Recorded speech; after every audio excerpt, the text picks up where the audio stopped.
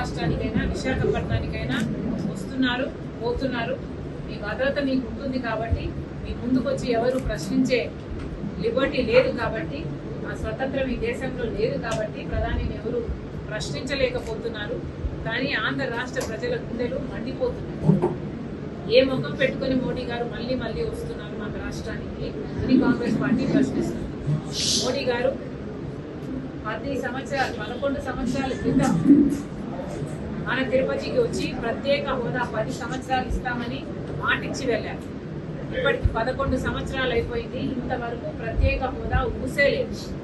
ప్రత్యేక హోదా ఇవ్వబోము అని కూడా నిస్సిగ్గుగా చెప్తున్నారు. అంటే మీ మీద, మీ మాట మీద మీకెంత గౌరవం ఉందో ప్రజలు చూస్తున్నారు. ప్రత్యేక హోదా అన్నది విభజన హక్కు. ఆంధ్ర రాష్ట్రం విడిపోయినప్పుడు ఆంధ్ర రాష్ట్రం ఎంతగా కోల్పోయిందో ప్రజలందరికీ తెలుసు. ఆంధ్ర రాష్ట్ర ప్రజలకు ముఖ్యంగా తెలుసు. అయినా కూడా ప్రత్యేక హోదా విషయంలో మోడీ గారు ఇంతవరకు మోసం చేస్తూనే ఉన్నారు. ప్రత్యేక హోదా గురించి ఇప్పటి వరకు కూడా ఇస్తాము అని కానీ సానుకూలంగా కానీ స్పందించటం లేదు మోడీ గారు. అయినా కూడా చంద్రబాబు గారు, పవన్ కళ్యాణ్ గారు మద్దతు ఇస్తున్నారు. అంటే వీళ్ళకు ప్రజల సంక్షేమం ముఖ్యమా, ప్రజల అభివృద్ధి ముఖ్యమా, లేకపోతే వాళ్ళ రాజకీయ ప్రయోజనాలు ముఖ్యమా? ప్రజలందరూ గమనిస్తున్నారు. మోడీ గారిని ప్రశ్నిస్తున్నాం. పోలవరం ప్రాజెక్టు కట్టాలి అన్నది మా విభజన హక్కు. పూర్తి ఖర్చులు కేంద్ర బాధ్యత తీసుకొని కట్టాలి అన్నది మా హక్కు. అయితే అది మాకు ఇచ్చిన హామీ అయితే ఇప్పుడు ఈరోజు పోలవరం ప్రాజెక్టుకు సంబంధించి 45 మీటర్లలో కాదు 41 మీటర్లకే కడతాము అని బహిరంగంగా పార్లమెంటులోనే చెప్పి కొన్ని నిధులు మంజూరు చేశారు. ఇది అన్యాయం కాదా అని మోడీ గారిని అడుగుతున్నాం. పోలవరం ప్రాజెక్టు 45 మీటర్ల నీళ్ళ నిల్వ ఉంటేనే అది గ్రావిటీ బేస్డ్ ప్రాజెక్ట్. ఇలా 41 మీటర్ల కట్టే అది లిఫ్ట్ ఇరిగేషన్ ప్రాజెక్ట్ అవుతుంది, ఒక బ్యారేజ్ అవుతుంది. అసలు పోలవరం ప్రాజెక్టు ఎసెన్స్ ని, దాని స్పిరిట్ ని మొత్తం కూని చేస్తున్నారు మోడీ గారు. పార్లమెంటులోనే ఇది అనౌన్స్ చేస్తే వైసీపీ అయినా, టీడీపీ అయినా, జనసేన అయినా ఏది మాట్లాడలేదు. మాకు 45 మీటర్లే కావాలి అని పార్లమెంటులో నిలదీసిన ఒక్క మగాడు లేదు, ఒక్క పార్లమెంటేరియన్ లేదు. ఇది ఎంత దురదృష్టకరమో ప్రజలందరూ ఆలోచించారు. మోడీ గారు విశాఖపట్నంకి వస్తున్నారు, సమాధానం చెప్పాలి. ప్రత్యేక హోదా గురించి సమాధానం చెప్పాలి, పోలవరం గురించి సమాధానం చెప్పాలి. అలాగే రాజధానికి కూడా అప్పులు ఇస్తున్నారు. మాకు అప్పులు కావాల్సింది, మాకు రాజధాని కావాలి. రాజధాని కట్టాల్సిన బాధ్యత కేంద్రానికి, రాజధాని పూర్తి చేసి ఇవ్వాల్సిన బాధ్యత కేంద్రానికి. ఈరోజు మాకు ఎందుకు అప్పులు ఇస్తున్నారు? ఈ అప్పులన్నీ మళ్ళీ మా మీద, మా బిడ్డల మీద పడతాయి. అంటే మనం మళ్ళీ భూమిలో అమ్ముకొని కట్టుకోవాలి. మాకు ఏం అవసరం ఉంది? మోడీ గారు ఇవన్నీ సమాధానం చెప్పాలి. విశాఖపట్నం స్టీల్ కు సంబంధించి ఇంతవరకు కూడా ప్రైవేటైజ్ చేయబోము అని చెప్పటం లేదు మోడీ గారు. పార్లమెంటులో ఏదైతే ప్రైవేటైజ్ చేసే ఆలోచన ఉందో ఆ ఆలోచనకు మేము కట్టుబడి ఉన్నాము అని ఇటీవల కూడా ఒక కేంద్ర మంత్రి చెప్పారు. అంటే విశాఖ స్టీల్ ఎప్పుడు ప్రైవేటైజ్ చేస్తారో తెలియక బిక్కుమంటూ ఇక్కడ వాసులు బతుకుతున్నారు. ఇది చాలా అన్యాయం. అసలు ఏ కారణం లేకుండా 4000-5000 మందిని అకారణంగా తొలగించేశారు. ఇలా తొలగించుకుంటూ పోయి దాన్ని మెల్లగా కూని చేసే క్రమంలో పడ్డారు మోడీ గారు. ఇవన్నీ డైరెక్ట్ గా కాకపోయినా ఇండైరెక్ట్ గా చంద్రబాబు గారు సపోర్ట్ చేస్తున్నట్టే. ఎందుకంటే మోడీ గారు చేస్తున్న అన్యాయాలు ఏ ఒక్కటి ప్రశ్నించకుండా వాళ్ళకు కంటిన్యూస్ గా మద్దతు ఇస్తున్నారు చంద్రబాబు గారు. అంటే దాని అర్థం ఆంధ్ర రాష్ట్ర ప్రజలకు వెన్నుపోటు పొడుస్తున్నారు అని. మోడీ గారు విశాఖపట్నం వస్తున్నారు. వీటన్నిటి మీద కూడా ప్రజలకు సమాధానం చెప్పాలి. ఉత్తరాంధ్ర, రాయలసీమకు స్పెషల్ ఎకనామిక్ ప్యాకేజ్ ఇస్తామని చెప్పారు, నిధులు ఇస్తామని చెప్పారు. ఎంత ఇస్తున్నారు? ఎప్పుడు ఇస్తున్నారు? అసలు ఇస్తున్నారా లేదా? మీ ఆలోచన ఏమిటి? అసలు ఏ దానికి సమాధానాలు చెప్పకుండా, ప్రజలకు ఏ భరోసాను ఇవ్వకుండా ఈ పార్టీ మీరు వస్తున్నారు. ఇప్పుడు యోగాంధ్ర అంటారు. అవసరమా? ప్రజలకు ఏం అవసరం అండి? అది కదా మీరు చేయాల్సింది. ప్రజల పల్సును, ప్రజల నాడిని అర్థం చేసుకోలేని నాయకులు మీరు ఏమి నాయకులు? మళ్ళీ కాంగ్రెస్ పార్టీ డిమాండ్ చేస్తుంది, మోడీ గారు వస్తున్నారు, వీటన్నిటికీ సమాధానం చెప్పాలని కాంగ్రెస్ పార్టీ మోడీ గారిని డిమాండ్ చేస్తుంది. చాలా దురదృష్టకరం. వైసీపీ పార్టీకి నాయకుడిగా ఉండి కూడా జగన్మోహన్ రెడ్డి గారు ఇంత వయలెంట్ వ్యాఖ్యలు చేస్తున్నారు అంటే నిజంగానే చాలా ఆశ్చర్యంగా ఉంది. ఇది చాలా దురదృష్టకరం.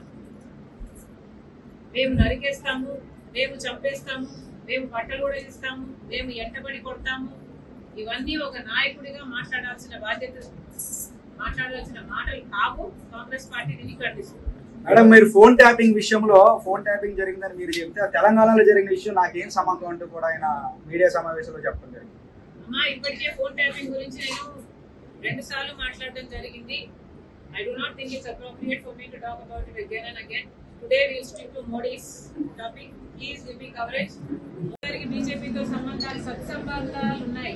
జగన్మోహన్ రెడ్డి గారు ముమ్మాటికి మోడీ గారికి దత్తపుత్రుడే. అందుకే ఆ ఒక్క విషయంలోనే కాదు, ప్రతి విషయంలో కూడా మోడీ గారి సపోర్ట్ ఉంది కాబట్టే జగన్మోహన్ రెడ్డి గారు ఇంత విచ్చలవిడిగా, ఇంత బహిరంగంగానే ఇన్ని అరాచకాలు చేయగలుగుతున్నారు. పట్టణానికి ప్రతిసారి ఆంధ్ర రాష్ట్రానికైనా విశాఖపట్నానికైనా వస్తున్నారు, పోతున్నారు. మీ భద్రత మీకు ఉంటుంది కాబట్టి, మీ ముందుకొచ్చి ఎవరు ప్రశ్నించే లిబర్టీ లేదు కాబట్టి, ఆ స్వతంత్రం ఈ దేశంలో లేదు కాబట్టి ప్రధానిని ఎవరు ప్రశ్నించలేకపోతున్నారు. కానీ ఆంధ్ర రాష్ట్ర ప్రజల గుండెలు మండిపోతున్నారు. ఏ ముఖం పెట్టుకుని మోడీ గారు మళ్ళీ మళ్ళీ వస్తున్నారు మన రాష్ట్రానికి అని కాంగ్రెస్ పార్టీ ప్రశ్నిస్తుంది. మోడీ గారు 11 సంవత్సరాల క్రితం మన తిరుపతికి వచ్చి ప్రత్యేక హోదా 10 సంవత్సరాలు ఇస్తామని మాటిచ్చి వెళ్ళారు. ఇప్పటికి 11 సంవత్సరాలు అయిపోయింది. ఇంతవరకు ప్రత్యేక హోదా ఊసేలేదు. ప్రత్యేక హోదా ఇవ్వబోము అని కూడా నిస్సిగ్గుగా చెప్తున్నారు. అంటే మీ మాట మీద మీకెంత గౌరవం ఉందో ప్రజలు చూస్తున్నారు.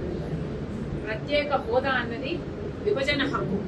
ఆంధ్ర రాష్ట్రం విడిపోయినప్పుడు ఆంధ్ర రాష్ట్రం ఎంతగా కోల్పోయిందో ప్రజలందరికీ తెలుసు. ఆంధ్ర రాష్ట్ర ప్రజలకు ముఖ్యంగా తెలుసు. అయినా కూడా ప్రత్యేక హోదా విషయంలో మోడీ గారు ఇంతవరకు మోసం చేస్తూనే ఉన్నారు. ప్రత్యేక హోదా గురించి ఇప్పటి వరకు కూడా ఇస్తాము అని కానీ సానుకూలంగా కానీ స్పందించటం లేదు మోడీ గారు. అయినా కూడా చంద్రబాబు గారు, పవన్ కళ్యాణ్ గారు మద్దతు ఇస్తున్నారు. అంటే వీళ్ళకు ప్రజల సంక్షేమం ముఖ్యమా, ప్రజల అభివృద్ధి ముఖ్యమా, లేకపోతే వాళ్ళ రాజకీయ ప్రయోజనాలు ముఖ్యమా? ప్రజలందరూ గమనిస్తున్నారు. మోడీ గారిని ప్రశ్నిస్తున్నాం. పోలవరం ప్రాజెక్టు కట్టాలి అన్నది మా విభజన హక్కు.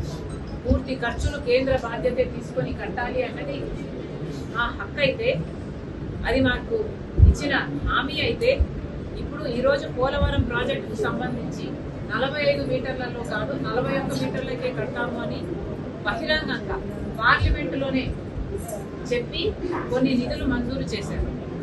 ఇది అన్యాయం కాదా అని మోడీ గారిని అడుగుతున్నాం. పోలవరం ప్రాజెక్టు 45 మీటర్ల నీళ్ళ నిల్వ ఉంటేనే అది గ్రావిటీ బేస్డ్ ప్రాజెక్ట్. ఇలా 41 మీటర్ల కడితే అది లిఫ్ట్ ఇరిగేషన్ ప్రాజెక్ట్ అవుతుంది, ఒక బ్యారేజ్ అవుతుంది. అసలు పోలవరం ప్రాజెక్టు ఎసెన్స్ ని, దాని స్పిరిట్ ని మొత్తం కూని చేస్తున్నారు మోడీ గారు. పార్లమెంటులోనే ఇది అనౌన్స్ చేస్తే వైసీపీ అయినా, టీడీపీ అయినా, జనసేన అయినా ఏది మాట్లాడలేదు. మాకు 45 మీటర్లే కావాలి అని పార్లమెంటులో నిలదీసిన ఒక్క మగాడు లేడు, ఒక్క పార్లమెంటేరియన్ లేదు. ఇది ఎంత దురదృష్టకరమో ప్రజలందరూ ఆలోచించారు. మోడీ గారు విశాఖపట్నంకి వస్తున్నారు, సమాధానం చెప్పాలి.